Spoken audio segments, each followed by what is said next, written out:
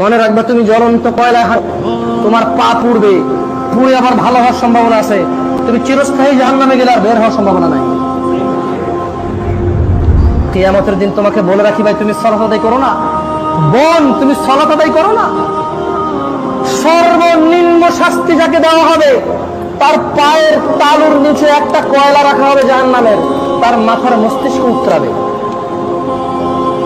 এটা এর নিচে আর কারো শাস্তি নাই, এর নিচে আর কারো শাস্তি নাই। তুমি আল্লাহকে ভয় করো, ইত্তাকুল্লাহ ইত্তাকুল্লাহ ইত্তাকুল্লাহ হাক্কা তুকাতি। আল্লাহকে ভয় করো যেমন ভয় করা উচিত, আল্লাহকে ভয় করো যেমনি ভাবে ওনাকে ভয় করা উচিত। ওয়ালা তামুতুন্না, আর তুমি কবরস্থ হও না, মৃত্যুবরণ